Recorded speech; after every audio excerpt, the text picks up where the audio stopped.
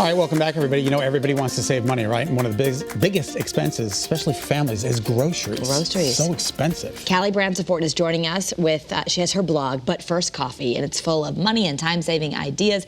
So she is sharing her tips for moms out there and dads, parents. I mean, that is the big thing. It's like you just hook your debit card up to the grocery store once you have kids. Yeah, groceries have gotten so expensive. When did this happen? Like a can of soup is $3.50. I went to BJ's the other day, and I know things, you know, I'm buying in bulk, but I walked out with 4 items. It was $30. It's I was unbelievable. like, how did that happen? Yeah, you have to budget with your groceries now. Yeah, right. Otherwise, it can be crazy. Yeah. All right, so number one, your tip is shop your pantry? Yes, so I feel like lots of times we go to the grocery store, we like decide what meals we're gonna have, right? We make our list, but there's a step you should do before that. Go into your kitchen, open your freezer, look in your pantry, see what you have already that needs to get used up. They're like some piece of fish you put in the freezer that you forgot you already had, or like something that you had bought for last week's meal that you didn't use it all up. Obviously, this is going to save you monies for this week's grocery budget because it's something you already have, but you're also not throwing stuff out because that's food waste is the biggest way that you're losing money with your groceries. It's like you're throwing money into the trash can. So this way you know you're using things up before they go bad. I have ground turkey in my freezer right now that's probably 6 months old. And I'm like, I bought it on sale. I was like, I'm going to use it. Now I got to throw it out. Yeah, you got to check the freezer before you shop. Well, it might be okay still. Still 6 months? Ground turkey? Yeah. I don't know. Just check it. All right. I'll make something and let you eat it. All right.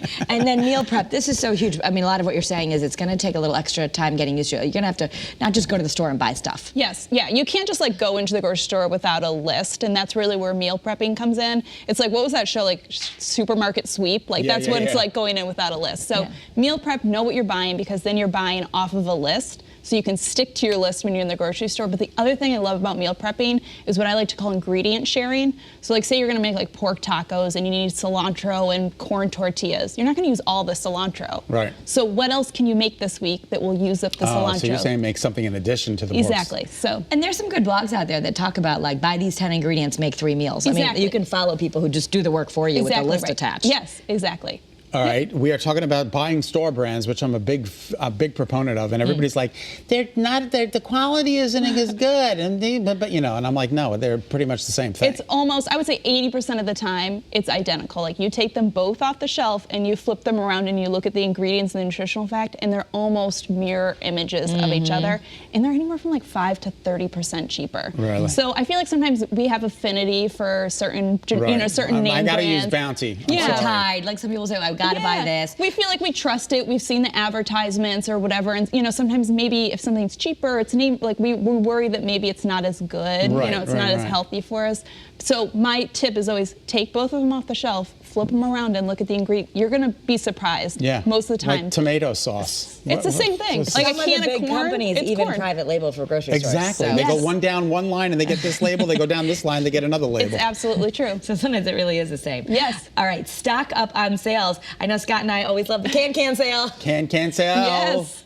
So 10 for 10. And sales are good. I say be selective with your sales though, right? When it's a sale and it's something that you use every week, right? And it's a good sale. Right. So for me, like we eat a lot of ground turkey in my house. I don't eat beef, so we eat a lot of ground turkey and ground chicken.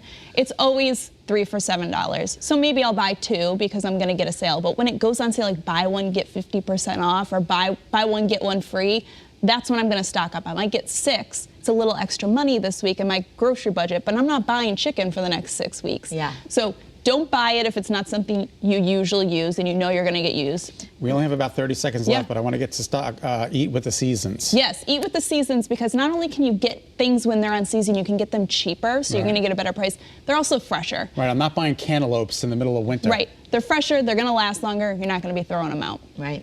All right, thank you so much for Thanks, the great tips. Good and again, Kallie's blog is butfirstcoffeeblog.com, so you can follow her there. Also on her Instagram using the handle Kallie_Branciforte. There's the spelling on your screen.